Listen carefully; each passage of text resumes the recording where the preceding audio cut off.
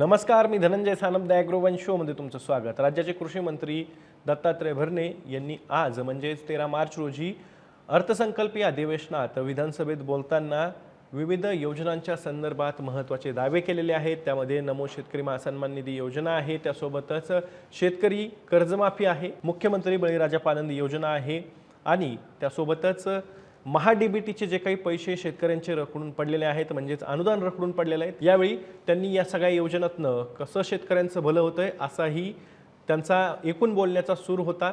परंतु नेमकी परिस्थिती काय आहे, पीक विमा शेतकऱ्यांना का मिळत नाहीये, त्यासोबतच नमो शेतकरी महासन्मान निधी योजनेचा हप्ता 7वा का रखडलेला आहे, त्यासोबतच शेतकरी कर्जमाफीसाठी निकष हे लावण्यात येणार आहेत का, सौर कृषी पंपाबद्दल कृषी मंत्री नेमकं काय म्हणाले, सगळ्या गोष्टींचा आढावा आपण आजच्या द ॲग्रोवन शोमध्ये घेणार आहोत। त्यामुळे तुम्ही व्हिडिओ शेवटपर्यंत नक्की बघा। आज राज्याचे कृषी मंत्री दत्तात्रय भरणे हे अर्थसंकल्पीय अधिवेशनामध्ये अनुदान मागण्यांवरती बोलत होते आणि यावेळी बोलताना त्यांनी राज्य सरकार ज्या योजना शेतकऱ्यांसाठी राबवतंय त्यातनं शेतकऱ्यांचं कसं भलं होतंय असा त्यांचा एकंदरीत सूर आपल्याला आज पाहायला मिळाला। त्यांनी सुरुवातीला मुद्दा महत्त्वाचा मांडला, तो म्हणजे राज्य सरकारकडून कृषी समृद्धी योजना ही राबवली जाते आणि या योजनेच्या अंतर्गत शेतकरी आणि त्यासोबतच शेतीला नवीन चालना किंवा नवीन दिशा देण्यासाठी राज्य सरकार प्रयत्न करत असल्याचा दावा त्यांनी केला। त्यावेळी ते असंही म्हणाले की राज्य सरकारनं कृषी समृद्धी योजनेसाठी 2000 कोटी रुपयांची तरतूद केलेली आहे आणि त्यामुळे शेती क्षेत्रामध्ये भांडवली गुंतवणूक आणि पायाभूत सुविधा ह्या निर्माण होतील अशा पद्धतीचा आशावादही त्यांनी व्यक्त केला। त्याबद्दल नेमकं कृषी मंत्री काय म्हणाले ते तुम्हीच पहा। कृषी समृद्धी योजनेअंतर्गत सन 2026-27 मध्ये 2000 कोटी रुपयाची तरतूद यासाठी करण्यात आलेले सदर योजनेत सन 2026-27 पासून पुढील 4 वर्षामध्ये कृषी क्षेत्रामध्ये भांडवल गुंतवणूक करण्यात येत आहे। वास्तविक कृषी समृद्धी योजनेची घोषणा ही कृषी खातं ज्यावेळेस माणिकराव कोकाटे यांच्याकडे होतं त्यावेळेस करण्यात आलेली होती। त्यावेळी असंही सांगण्यात आलेलं होतं की पीक विमा योजना जी 1 रुपयात चालवली जाते ती बंद करण्यात येते आणि त्यातला जो निधी आहे तो या कृषी समृद्धी योजनेकडे वळता केला जाईल आणि त्यातनं राज्यातल्या कृषी क्षेत्रामध्ये प्रामुख्याने भांडवली गुंतवणूक वाढवली जाईल आणि त्यासोबतच पायाभूत सुविधा निर्माण केल्या जातील अशा प्रकारचा दावा करण्यात आलेला होता। आणि त्यावेळी या योजनेच्या अंतर्गत 5 वर्षांसाठी 25,000 कोटी रुपयांची तरतूद ही केली जाईल अशा प्रकारची ग्वाही ही मुख्यमंत्र्यांनी आणि त्यासोबतच कृषी मंत्र्यांनी दिलेली होती। परंतु प्रत्यक्षात मात्र या योजनेसाठी जर आपण बघितलं तर 2026-27च्या अर्थसंकल्पामध्ये 2000 रुपये देऊन बोळवण करण्यात आल्याचं आपल्याला पाहायला मिळतं आहे। त्यामुळे कृषी मंत्री एकीकडे भले मोठी दावे करत असले तरी वस्तुस्थिती मात्र त्या उलट आहे हेच आपल्याला यातनं। त्यानंतर कृषी मंत्री दत्तात्रय भरणे यांनी महा-डीबीटी योजनेच्या अंतर्गत शेतकऱ्यांना आतापर्यंत मोठ्या प्रमाणात अनुदान दिली गेल्याचं सांगितलं। त्यासोबतच या योजनेमुळे शेतकऱ्यांना विविध शेती घटक जे असतील जसं अवजारे असतील किंवा यंत्र असतील, कृषी सामुग्री असेल याच्यासाठी मोठ्या प्रमाणात अनुदान या योजनेच्या अंतर्गत 2020 पासून देण्यात आल्याचं त्यांनी सांगितलं।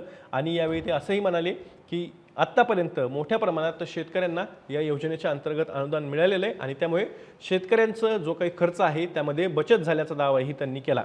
यावेळी ते नेमकं काय म्हणाले तेही तुम्ही पाहून घ्या। कृषी विभागाच्या विविध योजनेतून महा-डीबीटी प्रणालीद्वारे ठिबक सिंचन, तुषार सिंचन संच, फळबाग लागवड, शेततळे, कांदा चाळ, शेडनेट हाऊस, विविध यंत्रे जसे ट्रॅक्टर, पॉवर टिलर, रोटावेटर, पीक कापणी व मळणी यंत्र, फवारणी यंत्र या प्रमुख बाबीसाठी मोठ्या प्रमाणामध्ये अनुदान हे दिले जाते। महा-डीबीटी पोर्टल 2020 पासून अध्यक्ष महोदय सुरू झाल्यापासून साधारणतः या राज्यामध्ये शेतकऱ्यांना 7500 कोटीपेक्षा अधिक रकमेचे अनुदान हे देण्यात आलेले आहे। महा-डीबीटीच्या अंतर्गत 2020 पासून राज्य सरकारनं शेतकऱ्यांना 7500 कोटी रुपयांचं अनुदान हे दिलेलं आहे अशा प्रकारचा दावाही कृषी मंत्र्यांनी यावेळी विधानसभेमध्ये केला। प्रत्यक्षात मात्र मागच्या वर्षभरापासून राज्य सरकारनं महा-डीबीटी योजना ही प्रथम येणाऱ्यास प्रथम प्राधान्य या तत्वावरती राबवायला सुरुवात केलेली आहे। त्यापूर्वी लॉटरी पद्धतीने ही योजना राबवली जात होती, परंतु आता प्रथम येणाऱ्यास प्रथम प्राधान्य या तत्वावरती राबवली जाते। त्यामुळं राज्यातल्या बहुतांश शेतकऱ्यांनी महा-डीबीटीच्या योजनेसाठी विविध घटकांसाठी अर्ज केलेले आहेत, परंतु या सगळ्या शेतकऱ्यांना अद्यापही अनुदानाची प्रतीक्षाच करावी लागते ही वस्तुस्थिती आहे।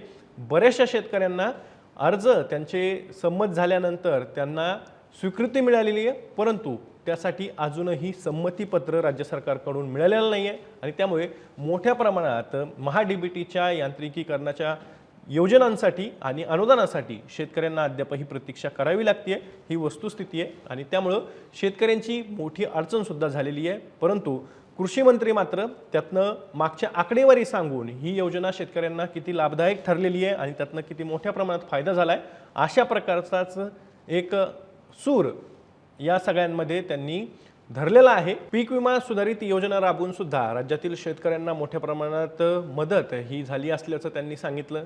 या संदर्भात सुद्धा कृषी मंत्री नेमकं सुरुवातीला काय म्हणाले ते तुम्ही पाहून घ्या. पीक विमा योजना या बाबतीमध्ये अनेक सदस्यांनी प्रश्न उपस्थित केले, अनेक वेळेस चर्चा झाली. राज्यामध्ये पीक विमा योजना राबवण्यात येत असून या मागील 9 वर्षामध्ये साधारणतः 37,500 कोटीपेक्षा जास्त नुकसान भरपाई अध्यक्ष महोदय माझ्या शेतकरी बांधवांना देण्यात आलेली आहे.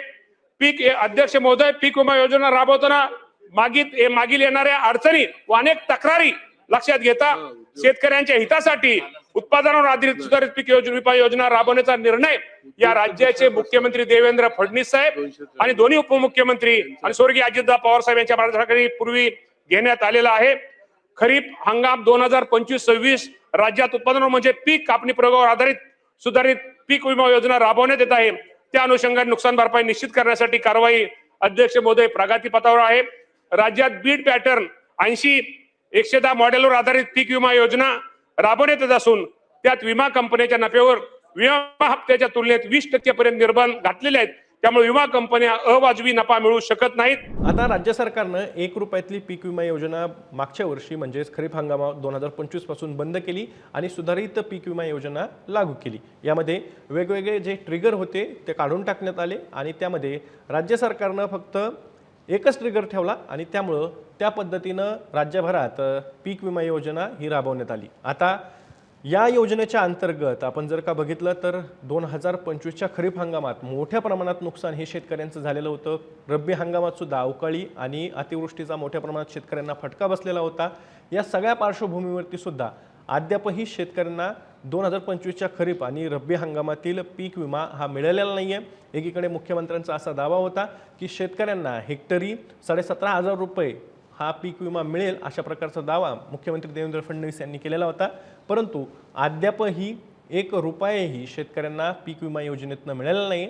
त्या अर्थानं शेतकऱ्यांसाठी पीक विमा योजना म्हणजे फाटकं कवच ठरलंय असं सुद्धा जाणकार सांगतायत. आणि एकीकडे मात्र कृषी मंत्री या योजनेबद्दल मोठ्या प्रकारचे दावे हे आज सभागृहामध्ये करताना आपल्याला पाहायला मिळाले. पीक विम्यानंतर कृषी मंत्र्यांनी हात घातला तो म्हणजे शेतकरी कर्जमाफीच्या मुद्द्याला. राज्यात शेतकरी कर्जमाफीची चर्चा मागच्या काही दिवसांपासून जोरदार सुरू आहे. त्याचं कारण राज्य सरकारनं म्हणजेच मुख्यमंत्री देवेंद्र फडणवीस यांनी अर्थसंकल्पामध्ये राज्यातील शेतकऱ्यांना 2 लाख रुपयांपर्यंत कर्जमाफी दिली जाईल अशा प्रकारची घोषणा केलेली आहे आणि त्याची कार्यवाही सुद्धा तातडीनं सुरू केली जाईल आणि लवकरच त्याचे निकष ठरवले जातील अशा पद्धतीची माहिती ही मुख्यमंत्री देवेंद्र फडणवीस यांनी दिलेली आहे. आता याच पार्श्वभूमीवरती राज्यातील शेतकऱ्यांना कर्जमाफीची प्रत्यक्ष अंमलबजावणी कधीपासून सुरू होती याची एक प्रकारे प्रतीक्षा लागलेली आहे आणि याच संदर्भात राज्याचे कृषी मंत्री दत्तात्रय भरणे यांनी आज सभागृहामध्ये माहिती दिली. ते नेमकं काय म्हणाले ते तुम्ही सुरुवातीला पाहून घ्या. पुण्यश्लोक अहिल्यादेवी होळकर शेतकरी कर्जमाफी योजना एक खूप ऐतिहासिक मोठा निर्णय हा निश्चित प्रकारे माझ्या शेतकऱ्यासाठी या राज्य सरकारने घेतलेला आहे. साधारणतः 30 सप्टेंबर 2025 पर्यंत पीक कर्ज जे पीक कर्ज थकीत असणाऱ्या पात्र शेतकऱ्यांना रुपये 2 लाख रुपये, त्याचप्रमाणे कर्जाची नियमित फेड करणाऱ्या शेतकऱ्यांना प्रोत्साहनपर 50,000 रुपये लाभ देणार सरकारच्या माध्यमातून निर्णय घेतलेला आहे. आणि लवकरच या बाबतीमध्ये मी अध्यक्ष महोदय आपल्या सर्वांना सांगतो, या बाबतीमध्ये आपल्याला माहिती आहे की परदेशी साहेबांच्या अध्यक्षतेखाली एक कमिटी तयार केली आहे आणि या बाबतीमध्ये कर्जमाफीच्या बाबतीमध्ये निकष असले पाहिजे. हे निकष हे निश्चित प्रकारे येणाऱ्या लवकरात लवकर निकषाची माहिती घेऊन या बाबतीमध्ये माझ्या या योजनेच्या माध्यमातून माझ्या जास्तीत जास्त शेतकऱ्याला कर्जमाफीचा कसा फायदा होईल या बाबतीमध्ये निर्णय निश्चित प्रकारे घेतला जाईल. राज्यातील शेतकऱ्यांना 2 लाखांपर्यंत कर्जमाफी ही दिली जाईल अशा प्रकारचा दावा कृषी मंत्र्यांनी केलेला आहे. परंतु अद्यापही या शेतकरी कर्जमाफीसाठी नेमके निकष काय असतील हे अजूनही गुलदस्त्यात आहे. ते स्पष्टपणे समोर आलेलं नाही आहे आणि त्यामुळे शेतकऱ्यांमध्ये मोठ्या प्रमाणात संभ्रम आहे की ही कर्जमाफी शेतकऱ्यांना कशा पद्धतीनं दिली जाणार, त्याच्यासाठीचे निकष काय असणार, अटी शर्ती नेमक्या काय घातल्या जाणार. एकीकडे कृषी मंत्री असं सांगतायत की यामध्ये लवकरच जी काही कार्यवाही आहे ती सुरू करण्यात येईल आणि त्याचे निकषही साधे सुटसुटीत असतील.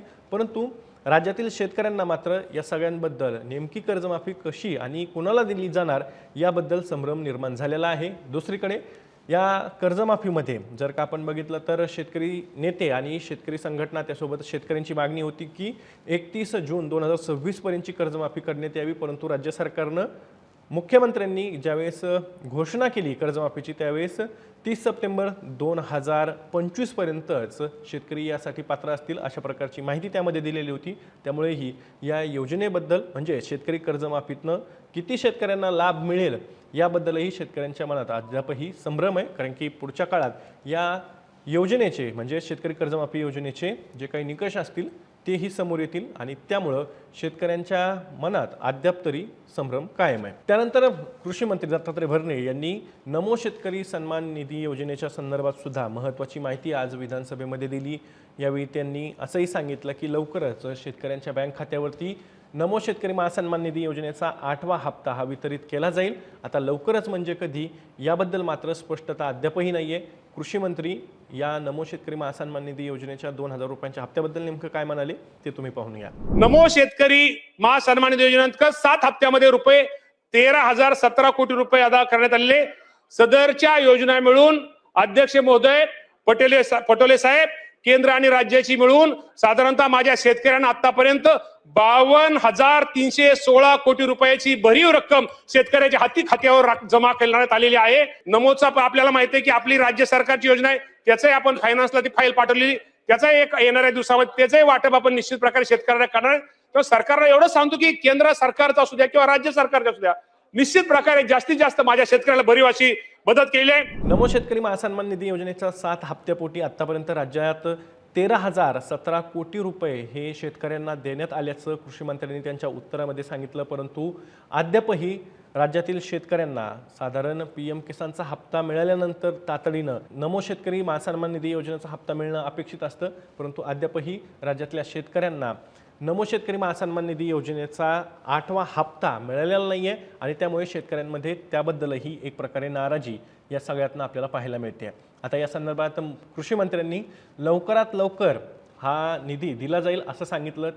यावेळी त्यांनी बोलताना असंही सांगितलं की या संदर्भातला जो काही प्रस्ताव आहे तो वित्त विभागाला पाठवलेला आहे आणि पुढच्या काळात वित्त विभागाकडून त्याच्यासाठी मंजुरी मिळेल आणि त्यानंतर नमो शेतकरी महासन्मान निधी योजनेचा हप्ता हा शेतकऱ्यांच्या खात्यावरती वितरित करण्यात येईल. परंतु हीच प्रक्रिया मागच्या 2 ते 2.5 महिन्यांपासून कृषी मंत्र्यांकडून सांगण्यात येते की या संदर्भातला जो काही प्रस्ताव आहे तो वित्त विभागाला पाठवण्यात आलेला आहे आणि त्यामुळे शेतकऱ्यांना अद्यापही नमोच्या 8व्या हप्त्यासाठी प्रतीक्षा करावी लागते. नमोचा 8वा हप्ता हा PM किसानच्या 21व्या हप्त्याच्या वितरणानंतर किमान आठवड्याभराच्या अंतरानं शेतकऱ्यांच्या बँक खात्यामध्ये जमा होणं अपेक्षित होतं. परंतु तशा पद्धतीनं राज्य सरकारकडून हालचाली करण्यात आल्या नाही आणि त्यामुळे मागच्या 2 ते 2.5 महिन्यापासून शेतकरी नमो शेतकरी महासन्मान निधी योजनेचा 8वा हप्ता कधी येईल याची प्रतीक्षा करतायत. आता मात्र कृषी मंत्र्यांनी अद्यापही याच्याबद्दल स्पष्टता काही दिलेली नाही आहे. फक्त वित्त विभागाकडून या प्रस्तावाला ज्यावेळेस मान्यता मिळेल त्यानंतर तातडीनं शेतकऱ्यांना नमोचा 8वा हप्ता वितरित करण्यात येईल अशा प्रकारची माहितीही कृषी मंत्री दत्तात्रय भरणे यांनी आज विधानसभेमध्ये दिलेली. एकूणच काय तर पीक विमा असेल त्यासोबतच DBT योजना असेल नमो शेतकरी महासन्मान निधी योजना असेल किंवा कृषी समृद्धी योजना असेल या संदर्भात कृषी मंत्र्यांनी मोठ्या प्रकारचे दावे केलेले असले तरी वस्तुस्थिती मात्र त्यांच्या दाव्यांच्या एकदम उलट असल्याचं आपल्याला पाहायला मिळत आहे. आता या सगळ्याबद्दल आणि त्यासोबतच कृषी मंत्र्यांच्या दाव्याबद्दल तुम्हाला काय वाटते तुमची जी काही प्रतिक्रिया असेल ती कमेंट बॉक्समध्ये नक्की व्यक्त करा. मी दररोज संध्याकाळी 6 वाजता ॲग्रोवनच्या यूट्यूब चॅनलवर शेती आणि शेतकऱ्यांच्या हिताचे मुद्दे घालत असतो. त्यामुळे तुम्ही अजूनही ॲग्रोवनच्या यूट्यूब चॅनलला सबस्क्राईब केलं नसेल तर लगेच सबस्क्राईब करा. व्हिडिओ जास्तीत जास्त शेतकऱ्यांपर्यंत पाठवण्यासाठी व्हिडिओला लाईक आणि शेअर नक्की करा. आपण पुन्हा भेटू. तर तुम्ही तुमची आणि तुमच्या जवळच्या माणसांची काळजी घ्या.